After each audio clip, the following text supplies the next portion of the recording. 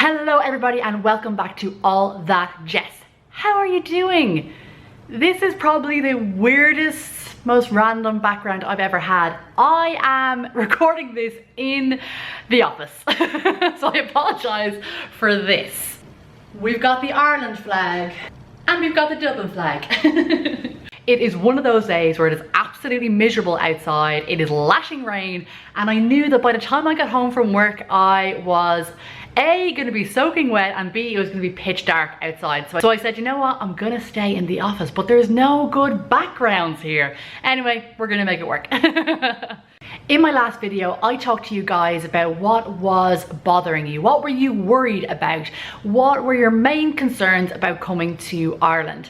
Unfortunately, I didn't get to fit all of your questions and your concerns into one video.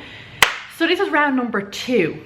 But today I'm going to focus on one of your concerns, and that is a concern that came in from Camilla Yara. So it's at @_in_the_sky. So Ka in the sky, love that username. She wrote to me on Instagram and told me that she's concerned and a little bit worried about feeling homesick when she's in Ireland. So I thought, why not make a video where I can give you guys some tips and tricks that I've learned along the way to help you guys with your homesickness and to hopefully make your experience in Dublin or in Ireland or anywhere around the world a little bit better. Let's get into this. First things first, some people feel homesick and some people don't. Either way, you shouldn't feel embarrassed about it and you should not feel ashamed for the way that you do or don't feel. It affects some people more than others, but the first thing you need to know is that it's completely normal and it's completely okay to feel that way. When I went and moved to Brazil, I was still living at home with my family at the time. So I do find that if you're currently living with your family and you move abroad, it might hit you a little bit harder. If you're currently living alone or with your friends, you'll probably find it a little bit easier because you're already used to not really spending so much time with your family. Let's get straight into the tips. Tip number 1, when you arrive in a new place, find your bearings and then find your home. So what I mean by this is allow yourself to be a tourist. Go and discover new places, walk down random streets, just walk and look at everything. Find your bearings, find out where you actually are, what's around you, where you can go. Just keep your mind open to all of the different possibilities and see as much as you possibly can. Give yourself at least a few weeks to do this. Then, and only then, do I recommend finding your home. This is actually something that myself and my boyfriend Arawa really differ on. For around the first 2 years that Arawa was living here in Ireland, he never really settled down. He didn't truly put roots into the ground in any of the houses that he was staying in. He never really made his house a home. Now, I am the complete opposite of this. When I go traveling, even if I'm only going traveling for like a week or 2, I really put my roots into the ground and it instantly becomes home to me. So no matter where I am, I will always make my house a home. You want your home to be as cozy as possible. Somewhere that you feel safe, you feel warm, somewhere that you are excited to go home to at the end of the day.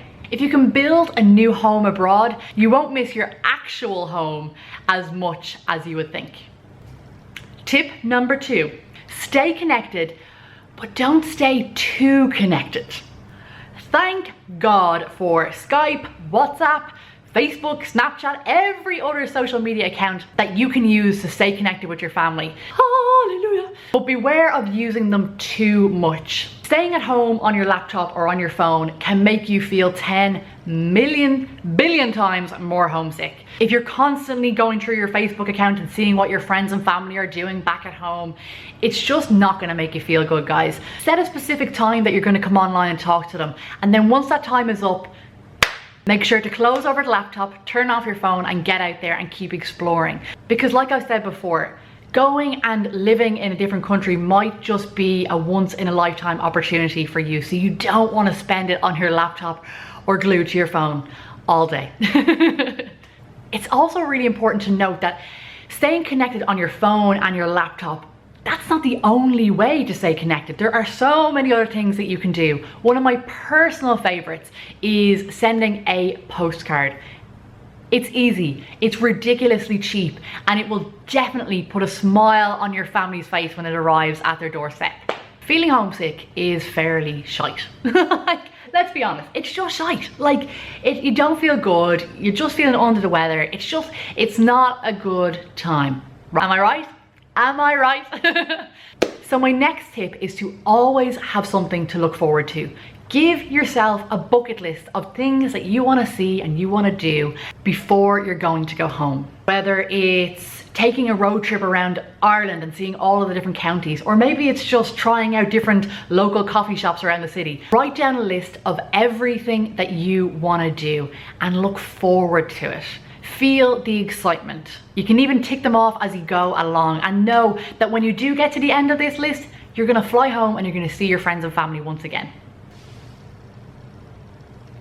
Hello? Hello, how's it going? Okay.